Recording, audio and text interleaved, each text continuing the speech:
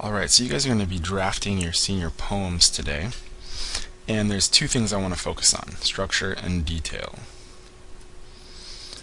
First, the structure of the poem. We're going to be focusing on the grammar.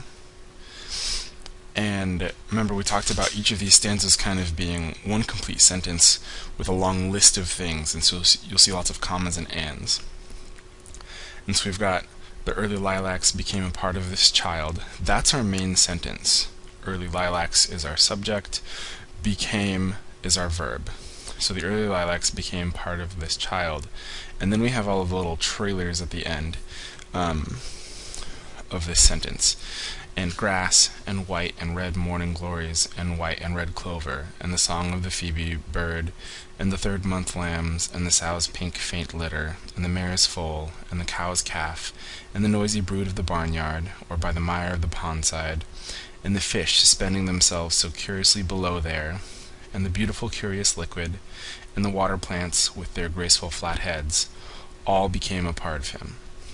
So you kind of have two separate clauses here. You've got the early lilacs became a part of this child, and all this other stuff all became a part of him. Those are the main sentences there, and all you're doing is sticking in little phrases to kind of extend it to make this long list. So you want to make sure that all of the sentences, all of the parts of the sentence make sense together. It's, and the grass and white and red morning glories all became a part of him, and white and red clover all became a part of him, and the song of the phoebe bird all became a part of him.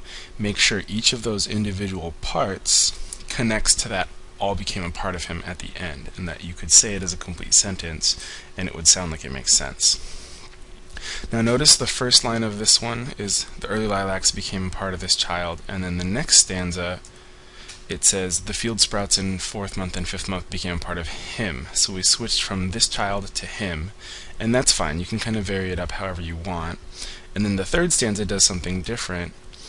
It says his own parents, he that fathered him, she that had conceived him in her womb and birthed him, they gave this child more themselves than that. They gave him afterward every day. They became a part of him. So he varies it up a little bit by sticking in some other complete clauses here. You don't have to do this, but you do want to kind of follow his structure pretty closely. And so that's basically what the grammatical structure looks like. Remember that it's complete sentences, it's third person, so there's no first person in there. It is free verse, and I strongly recommend you stick to free verse. And then just make sure that all of the individual parts connect back to the they became a part of him. And then as far as selection of detail, remember we want to be very specific, and I want to look at another poem called Perhaps the World Ends Here by Joy Harjo. First I'll just read this out loud. The world begins at a kitchen table. No matter what, we must eat to live. The gifts of earth are brought and prepared, set on the table. So it has been since creation, and it will go on. We chase chickens or dogs away from it, babies' teeth at the corners. They scrape their knees under it. It is here that children are given instructions on what it means to be human. We make men at it. We make women. At this table we gossip, recall enemies and the ghosts of lovers. Our dreams drink coffee with us as they put their arms around our children. They laugh with us at our poor falling down selves, and as we put ourselves back together once again at the table. This table has been a house in the rain, an umbrella in the sun. Wars have begun and ended at this table. It is a place to hide in the shadow of terror, a place to celebrate the terrible victory. We've given birth on this table, and we've prepared our parents for burial here. At this table we sing with joy, with sorrow. We pray of suffering and remorse. We give thanks. Perhaps the world will end at the kitchen table, while we are laughing and crying, eating of the last sweet bite. So there's kind of a lot going on here. This is obviously relates to the idea of family and home, and a lot of the poem is pretty abstract, but I want to call your attention to the third and fourth stanzas where Joy Harjo brings in these details that are meant to connote these larger ideas, like what we're going to be trying to do with our senior project poems. In the third stanza we've got we chase chickens or dogs away from it.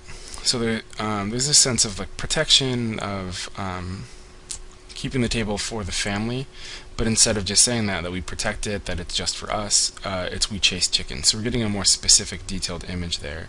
Baby's teeth at its corners, they scrape their knees under it. So there's there's this stumbling, there's this, the table's not perfect, but again, it's the details. The author is showing us what this table is really about rather than telling us. And then in the fourth stanza of the same thing, it is here that children are given instructions on what it means to be human. We make men at it, we make women. And then the next one also, at this table we gossip, recall enemies, and the ghosts of lovers. It's all about these details suggesting some larger idea. That's the show, don't tell. Show your audience what it is you want them to be thinking of. Don't tell them. Alright, so those are the things that I want you to be thinking about. Again, it's the structure and the detail of this poem. Remember, I'll be looking for a draft from you by tonight at 10 p.m. By Wednesday night at 10 p.m. So regardless of which class you're in, Wednesday night at 10 p.m., that's when I'd like to see a draft from you.